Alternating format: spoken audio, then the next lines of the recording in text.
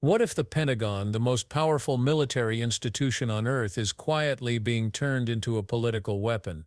Behind the polished speeches and billion-dollar budgets, a dangerous game is unfolding. Senators are sounding the alarm, top defense officials fired, loyalists installed, civilians purged, and troops deployed not to battle enemies abroad, but to intimidate protesters at home. This isn't just a policy shift, it's a seismic power grab that threatens America's very foundation. What's happening inside the Department of Defense right now should terrify every citizen. And the scariest part? Almost no one is paying attention. Thank you, Senator Collins. Senator Murray and then Senator Graham. Thank you very much, Mr. Chairman. Secretary Hegseth, you oversee one of the largest and most important organizations on planet Earth. More than anything, the Department of Defense needs stable, competent, and strategic leadership. And much as I had feared back in January, it is not what we are seeing under your leadership. In a matter of months, you have lost top aides and reportedly struggled to hire new ones. You have fired highly respected top military officials. You shared highly sensitive attack plans over Signal and apparently with people in your own personal circles, and you've not taken responsibility for those mistakes. All the while, the security challenges we face have grown larger, not smaller. And then in the face of these challenges, you've taken a series of actions that weaken our posture. For example, in my home state of Washington, which is home to many DoD installations critical to our Indo-Pacific strategy, you have pushed out almost 2,000 highly trained civilian employees, including at Puget Sound Naval Shipyard. Mr. Secretary, you talk about returning the department to its mission of warfighting, but I am repeatedly hearing that your policy and personnel changes at the Pentagon are only undermining, not strengthening our military's preparedness to protect our country. You are deploying the American military to police the American people. You're sending the National Guard into California without the governor's request. Sending the Marines not after foreign threats, but after American protesters. And now President Trump is promising heavy force against peaceful protesters at his D.C. military parade. Those sorts of actions and that sort of rhetoric from a president of the United States should stop every one of us cold. Threatening to use our own troops on our own citizens at such scale is unprecedented, it is unconstitutional, and it is downright un-American. We should all be speaking out against this and demanding accountability.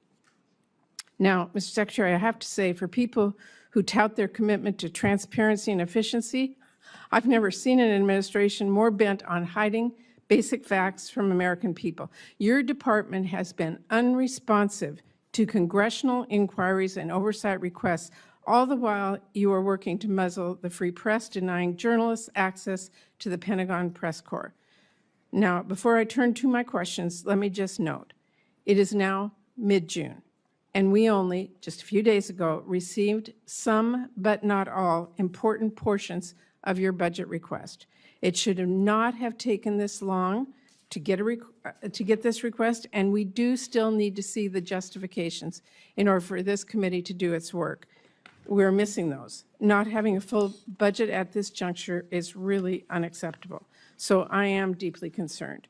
So let me turn to my questions, and this is important. This administration has put the civilian workforce under attack from day one, encouraging resignations, firing probationary employees, instituting hiring freeze, requiring OPM to approve any new hire one by one, and now, new last week, requiring prospective employees to explain how they would, quote, help support the President's executive orders and policy priorities. We have spoken with military installations across our country. Almost all of them have been forced to fire skilled civilian employees who are badly needed. And all of them also have hundreds, and in some cases thousands, of new hires ready to bring on board, but now have to individually be reviewed by OPM, apparently to ensure that they support the President's priorities. Secretary Hegseth, I want to know, and keep your answer short, I have limited time, will you be firing more shipbuilders, yes or no? Senator, we haven't fired shipbuilders. We've offered through a right sizing of our civilian positions, which So everyone in this committee would acknowledge that the Defense Department has had a bloated Secretary, bureaucracy for a long so time, you have will given a not be- voluntary process by which some people we can all choose know to the take a process. DRP. I'm just asking you So a it's not a question. firing of shipbuilders. so That's a you're- totally disingenuous characterization of what our Let me department is just ask doing. We you, are focusing on shipbuilding, Mr. ma'am. Secretary, do we need more or fewer shipbuilders? We are investing historically in our shipbuilding defense industrial base and workforce and ships in this budget, more than anything the previous administration ever Okay. did. So, well, you managed to fire highly skilled workers, including my home state of Washington, for no reason. So let me just say, the Navy needs welders, not people who can recite a president's executive orders. If the Navy wants to hire a qualified candidate for the role, but that candidate happened to vote for or donate to Democrats, would they be hired? Senator, there's never been a litmus test for hiring welders. Well, If you that can is weld, you what can the work new- at the Defense Department. That is what they're being asked. And Mr. Secretary, I just have to say, we need to drop the politics in our military. We need to hire the best people.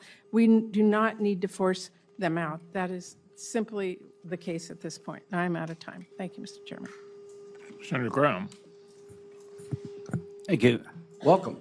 It all started when Senator Patty Murray confronted Secretary Pete Hegseth in one of the most direct and brutal takedowns we've seen on the Senate floor. She didn't hold back. She accused him of stripping the Pentagon of stable strategic leadership and creating chaos where there should be structure. In just a few months, top aides vanished, experienced officials were ousted, and what remained was a trail of political appointments that looked less like defense policy and more like a loyalty test. But this isn't just about personnel changes. Patty Murray's accusations went deeper. She painted a picture of a Department of Defense being slowly dismantled from the inside out, not by enemies abroad but by decisions made at the top. People with decades of expertise were replaced by those whose only qualification was allegiance to the president's agenda. The result? A chilling drop in morale, readiness, and trust across military ranks. And if you've ever served or know someone who has, you understand how dangerous that is. A military that runs on fear and uncertainty doesn't protect a nation,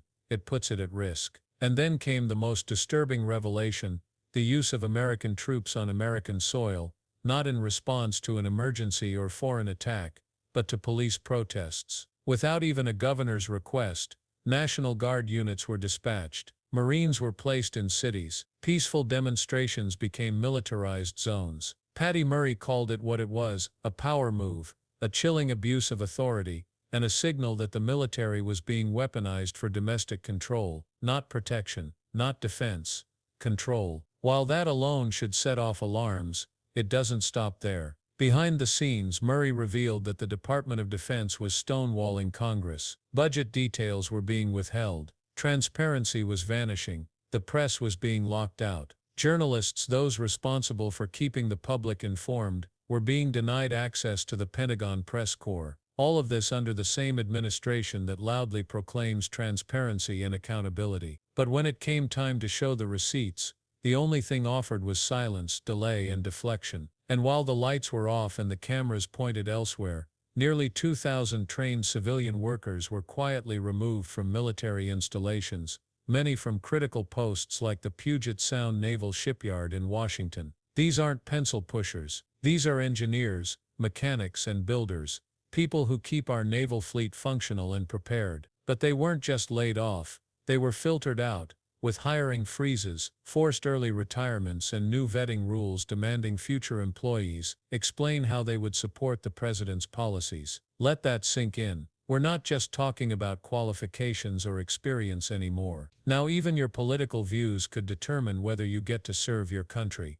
This isn't a bad hiring policy, it's a purge, one based on politics, not performance. And the irony? Secretary Hegseth stood before Congress and denied it all. He claimed there were no firings, just voluntary offers, that no shipbuilders had been removed, that it was all part of right-sizing. But Patty Murray wasn't buying it, and neither should we. Because while Hegseth spoke about historic investments in shipbuilding, skilled welders in Washington state were being let go. People who'd spent years mastering their craft, suddenly told they were no longer needed, unless apparently, They could quote an executive order or pass a political litmus test, and that's the real danger. Because while the Pentagon pushes this narrative of modernization and efficiency, what's actually happening on the ground is that bases across the country are losing workers, jobs are left unfilled, vital positions are frozen in bureaucratic limbo, and morale already battered is collapsing. You don't build a stronger Navy by firing the people who know how to build ships. You don't boost readiness by asking welders about their political donations,